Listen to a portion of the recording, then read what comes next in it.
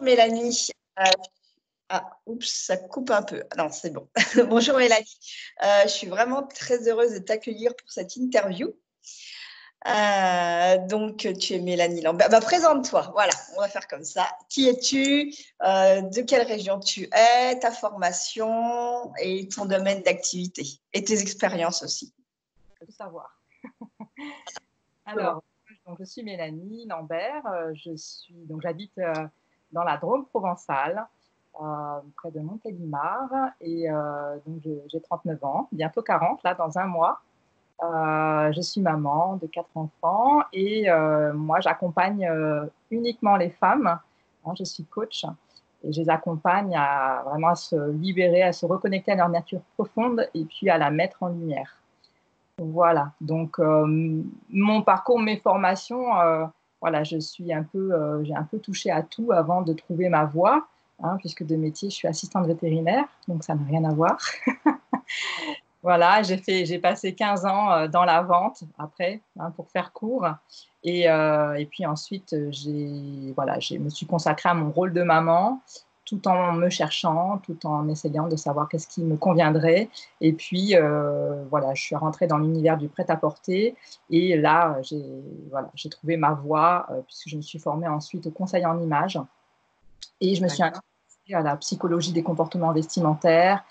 Voilà, j'ai mélangé un peu mes passions. Je me suis longtemps cherchée par rapport à ça. Et puis, je me suis formée aussi je suis praticienne en thérapie bref PNL. Voilà, donc j'ai aujourd'hui fait tout un mélange, un cocktail de tout ça pour accompagner les femmes sur leur chemin. D'accord.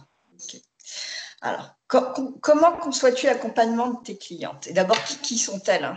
Qui sont-elles, ces clientes? Alors, mes clientes, pour la plupart, sont des mamans qui ont entre 30 et 45-50 ans et qui, à un moment donné, se sentent perdues avec leur image, se sentent mal dans leur corps parce que le corps a évolué, a changé, et puis qui cherchent à prendre leur place, qui se cherchent. Donc, mais les personnes me contactent soit par la voie du vêtement, par rapport à ma méthode, soit par rapport à une problématique qu'elles ont. Et donc là, on va plus sur la connaissance de soi au travers de ça. Comment je conçois les accompagnements? Eh bien, moi, je pars du principe que on ne peut pas éclairer le monde, on ne peut pas éclairer le monde en attendant que ça vienne d'une lumière artificielle. Voilà, pour moi, il faut rallumer sa propre lumière, briller de sa propre lumière, plutôt que d'attendre que ça soit l'extérieur qui nous éclaire. Voilà. Et pour moi, tout ce qui va être lié au conseil extérieur, le fait d'attendre la vie extérieure, c'est comme si on s'éclairait avec une lumière artificielle. Voilà, donc vraiment, je les accompagne à aller au cœur d'elles-mêmes, vraiment dans leur nature profonde. Voilà. D'accord. Et alors, c'est quoi ta méthodologie? Tu parlais d'une méthode. Alors oui, justement, avec l'ensemble de mes outils et les différents accompagnements que j'ai pu faire au début de ma carrière de conseiller en images, voilà, j'ai gardé l'essentiel, selon moi, pour aligner l'être et le paraître, l'intérieur et l'extérieur. Donc, j'ai créé une méthode de développement personnel, de découverte de soi par le vêtement, où j'ai aussi apporté toutes mes passions, donc mes passions pour les couleurs, pour les matières, pour le style, mais plus dans la connaissance de soi. Donc, je fais rentrer les éléments, la nature. Vraiment, ça a commencé par une grosse passion pour les couleurs, pour leur énergie, leur message. Et puis après, j'ai été développée tout autour le reste. Voilà. Souvent, le vêtement et les personnes qui se cherchent par rapport à leur corps et à leur tenue vestimentaire, c'est une porte d'entrée. Et on va dans un univers qu'elle découvre, puisqu'on va vraiment sur une reconnexion à ses ressentis au travers du vêtement. Et donc, ça contribue aussi à la confiance en soi. Confiance, estime de soi, tout à fait. Voilà. Mais ce n'est pas forcément évident pour une femme de reconnaître qu'elle s'accorde peu de valeur. Donc, en allant justement voir, découvrir son dressing, il y a une lecture qui se fait qui est passionnante. Il y a vraiment aussi le fait d'enlever des couches de projection entre elle et son propre miroir. Donc voilà, c'est tout un cheminement qui se fait. Voilà, c'est pour ça que j'ai toujours mon miroir pas loin Hein, il fait partie intégrante. Derrière, c'est ça? Non, c'est pas le. Ah, c'est ça? Ok, d'accord. Mais j'ai vu, je crois, des formations non, sur ton site. Il y a d'autres formations, c'est ça, par l'accompagnement? Voilà, en fait, à la base, je faisais de l'accompagnement uniquement en présentiel. Et puis, voilà, dans ma fonction de maman, voilà, j'ai choisi de développer vraiment du distanciel. Donc, j'ai créé des formations en ligne, des programmes en ligne et des accompagnements un à un. Aujourd'hui, les seuls présentiels que je fais sont pour des groupes, des entreprises et des organismes publics, où là, j'interviens sur l'image professionnelle, mais avec toujours ma touche personnelle, c'est-à-dire, voilà, on sort du cadre, il n'y a pas de, on n'est pas dans des normes et dans des dictats qui sont imposés. D'accord. Okay. Tu as aussi un guide, je crois, que tu proposes. Alors, qu'est-ce que c'est que ce guide? Alors, ce guide, c'est un guide pour apprendre au travers d'exercices à s'apporter plus de valeur et puis à aller un peu sonder, voir un peu où on en est avec soi-même. Donc, ça permet l'acceptation de son corps aussi. Donc, il va évoluer, ce guide. Hein, il va se transformer en cahier pour briller, puisqu'il y en a plusieurs qui vont sortir, y compris aussi des ateliers vidéo pour briller de sa propre lumière. Donc, ça va toucher à plein de domaines différents, mais toujours liés à la connaissance de soi, à l'acceptation de soi. Pour moi, il n'est pas... Souvent, on associe le fait de l'acceptation de soi à aimer son reflet dans le miroir, mais ce n'est pas ça. Ça passe bien au-delà de ça. On n'est pas obligé d'aimer son reflet dans le miroir pour s'aimer. Voilà, donc il y a énormément de croyances, on va dire, à enlever, de projections à enlever pour accéder à ça. Voilà, donc le guide permet vraiment une reconnexion, voir un peu là où on s'est un peu laissé tomber aussi. D'accord. Et le guide, en fait, peut être un prémisse à prendre un accompagnement avec toi, alors, en tout cas. Okay. Et, redonne le nom, parce que je n'avais pas noté le nom de ton guide. Pour l'instant, guide ludique de l'estime de soi. D'accord. Et vers un ou plusieurs cahiers pour briller, puisqu'il est très complet actuellement, et je vais peut-être le découper en plusieurs parties. Voilà. C'est vraiment dans le guide 6 étapes pour cheminer vers la valorisation personnelle. Alors, comment définirais-tu ta communication par rapport à tout ça? Alors, j'ai longtemps cherché à avoir la recette parfaite pour communiquer. Je me suis rendu compte que j'avais voulu me mettre dans un cadre, moi qui suis contre les normes, les cadres et qui ne supporte pas cet enfermement. J'ai décidé d'arrêter de suivre des lignes directives qui ne me correspondent pas. Donc, j'écoute mon énergie du moment. Je ne programme pas ma communication, je la fais au jour le jour parce que j'ai besoin de connecter par rapport à moi, à mon énergie, par rapport aussi à l'énergie qui nous entoure, donc la saison du moment aussi. Et donc, je me suis pas mal cherchée encore cet été, hein, voilà, des visuels, pas de visuels, des lives, pas de live, voilà. Et aujourd'hui, je m'écoute. Voilà, je m'écoute et je pense que ce qui compte, c'est vraiment le message, bien plus que tout ce qui va autour. C'est ma vision des choses, mais je suis pour une communication libre, on va dire. Alors, freestyle, hein, bah, voilà. Ça peut aussi, enfin, moi, je prône, enfin, en tout cas pour moi, à faire comment on le ressent. Après, c'est vrai qu'il y a certaines règles, mais après, tout dépend aussi de la personnalité de l'entrepreneuse. Et toi, après, si ça te convient, et en plus, si ça fonctionne, eh ben, voilà, c'est que du bien, hein, que du meilleur.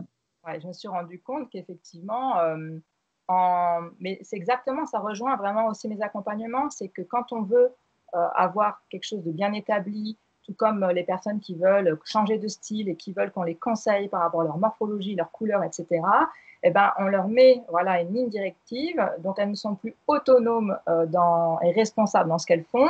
Elles veulent coller à quelque chose. Ça enlève de l'authenticité et du coup, on s'éloigne petit à petit de soi-même encore plus. Donc, c'est exactement pareil dans ma communication. À un moment donné, je me suis dit, non, mais ça ne va pas du tout, en fait. C'est pas ce que je prône, ça ne va pas. Donc, ça prend peut-être plus de temps parce que, forcément, quand on a établi une communication qui ne nous ressemble pas, on a attiré à soi sur sa page des personnes qui ne sont pas forcément intéressées par ce qu'on est en train de parler, en fait. Donc, bah, voilà, ça, là, pour moi, c'est un revirement, mais je sais que ça peut prendre plus de temps. Mais je veux être dans cette communication authentique. Je veux être dans ma vérité. Voilà, parce que c'est mon cœur de métier aussi de faire ressortir la vérité des personnes. Alors, tu communiques donc sur Instagram, sur Facebook, voilà. Des articles aussi sur ton blog? Les articles sur le blog, j'ai un peu mis de côté là parce que j'étais pas, enfin, j'ai des sujets, mais voilà, j'ai préféré me concentrer sur Facebook et Instagram. J'ai démarré les lives il n'y a pas très longtemps, il y a peut-être un mois de ça. Donc, bah voilà, j'admets mes erreurs, mais voilà, je me prends telle que je suis. J'aime beaucoup connecter de cette façon-là avec les gens. Donc voilà, je teste, j'expérimente sur ces réseaux-là pour après développer autre chose, notamment sur Pinterest. Ah, ok, tu as en projet d'avoir un compte Pinterest. J'en ai un qui est un peu fouillis, hein, comme j'ai pu être avant, donc c'est-à-dire à vouloir tester plein de choses. Là, j'ai plein d'idées de partage à faire dessus. Pour moi, c'est plus facile que les gens viennent me chercher comme sur un moteur de recherche que d'aller les chercher comme on pourrait le faire sur un réseau social. Voilà. Donc, je vais tester, je vais expérimenter. J'aime beaucoup l'idée du jeu, du challenge, voilà, d'expérimenter les choses. C'est exactement ce que je transmets dans mes accompagnements. On expérimente et on arrête de demander l'avis des autres parce que c'est la meilleure façon de se déconnecter de soi-même. Et tu as une newsletter aussi ou pas? Oui, oui, j'ai une infolettre. On peut s'inscrire sur mon site internet. En général, pareil, selon mon énergie, hein, ça peut être une fois par mois, 2 fois. J'ai pas de normes pour ça. Ok. Alors, comment conçois-tu l'entrepreneuriat? Alors pour moi, l'entrepreneuriat, c'est une façon de créer ma vie sur mesure, tout tout en apportant une contribution dans le monde. Voilà. J'ai une vision très altruiste et voilà, pour moi, c'est un ensemble. Euh, J'apporte au monde et je reçois aussi. Donc, je le vois comme ça, l'entrepreneuriat. Je le vois aussi comme une grande famille, euh, voilà, comme le moyen de s'accomplir. D'accord. Alors, comment définirais-tu ton âme d'entrepreneuse? Ben voilà, comme je l'ai dit, altruiste. Je suis venue ici voilà, pour une raison. J'ai un petit côté militante aussi, d'où aussi le fait de vouloir accompagner des femmes, parce que c'est quelque chose qui me tient énormément à cœur, bien au-delà de l'accompagnement que je peux avoir sur l'image. Il y a vraiment, pour moi, les femmes, elles ont énormément à faire dans le monde et il y a une grosse puissance notamment dans les groupes que j'ai. Hein, on sent cette force et, euh, et j'ai à cœur de contribuer à ça. D'accord. Alors, quels sont tes projets pour 2020-2021? Donc maintenant, on est au mois d'août, ça serait peut-être plus pour 2021. Oui, là, pour cette fin d'année, vraiment d'être vraiment sur mon essentiel. J'ai mon programme qui va ressortir euh, Féminité et rayonnement, donc voilà, c'est vraiment des modules qui permettent de se reconnecter à soi et de découvrir ma vision, ma méthode sur le vêtement. J'ai aussi une autre formule qui va sortir en lien avec l'énergie des saisons. Voilà, donc je suis en train de faire les réglages, voir ce qui me convient, comment je veux que ça sorte. Donc il y a aussi le cahier, les ateliers pour payer, donc des ateliers en vidéo. L'année prochaine, voilà, j'ai envie aussi de contribuer encore plus auprès des femmes dans d'autres domaines. Voilà, donc j'écris, enfin, je laisse aller à ce qui viendra. Je fais confiance à l'univers pour ça, il mettra sur le bon chemin. Voilà, c'est toujours beaucoup Alors, de collectifs, voilà, beaucoup de formations en ligne en collectif, parce que c'est très puissant ce qui en ressort, de l'accompagnement en à un, toujours. Hein. Voilà. d'accord. Bon, de beaux projets, en tout cas. Tout à fait. Donc, tu les mettras, tu annonceras tout ça quand fin d'année, pour l'année 2021 Alors, ou, normalement, hein, parce que ça peut encore changer avec moi, la formation 4 saisons pour être soi démarrera à l'automne, donc le 22 septembre, puisque c'est ma saison, l'automne. Et puis, le programme Féminité et Rayonnement, certainement octobre-novembre. Il y a une autre forme d'accompagnement que je vais lancer sur décembre-janvier, mais ça, c'est encore en projet, donc je ne peux pas te dire encore les grandes lignes parce que ça va changer. Donc, voilà. Alors, si tu avais un ou des conseils pour une future créatrice d'entreprise, ça serait quoi? Ben, pas faire l'erreur que moi j'ai faite, c'est-à-dire l'erreur que moi j'ai faite, c'est de suivre ce qu'on me disait de faire dans, c'est pas forcément une grosse erreur, mais de commencer par faire voilà, mon flyer, carte de visite, j'ai attaqué comme ça. Et après, j'ai été perturbée par toutes ces informations pour finir par faire un travail sur moi. Donc, vraiment, le meilleur conseil que je puisse donner, c'est de bien se connaître. Voilà, c'est d'être, de peut-être se faire accompagner pour bien se connaître, afin de faire ressortir vraiment dans son branding, dans son entreprise, ce qu'on souhaite vraiment apporter au monde, se poser vraiment ces questions-là. Qu'est-ce que je veux apporter comme contribution au travers de mes produits, au travers de mes services, peu importe ce qu'on fait, hein, voilà. Donc, c'est vraiment d'avoir une entreprise vraiment qui nous ressemble, mais tout en ne s'identifiant pas, parce que notre entreprise n'est pas nous, c'est une entité à part entière. Et on fait souvent l'erreur de se mélanger un peu, de ne plus savoir trop si ce sont nos valeurs personnelles, celles de notre entreprise. On est un peu perdu souvent. Donc, vraiment, moi, personnellement, j'ai fait une formation en personal branding qui m'a été très, très, très utile et qui m'a permis de lever énormément de choses vis-à-vis de l'entrepreneuriat et vis-à-vis de ce que je voulais apporter au monde. D'accord. Donc, tes valeurs personnelles, elles sont distinctes de tes valeurs de ton entreprise, c'est ça? Oui. Elles se rejoignent, elles peuvent se rejoindre, notamment celle de la liberté. Hein. J'ai choisi l'entrepreneuriat pour ça et dans ma vie, je suis très libre aussi. Voilà, c'est important pour moi. Mais effectivement, elles se rejoignent, elles se superposent et parfois elles se choquent et c'est là où il faut s'en mettre en question et modifier dans un domaine ou dans l'autre, hein, parce que ça peut, l'entreprise peut aussi grappiller sur le domaine personnel. Ouais. C'est ce qui arrive aussi pas mal, quoi. Pas mal d'entrepreneuses ouais, C'est ça ça. empiète.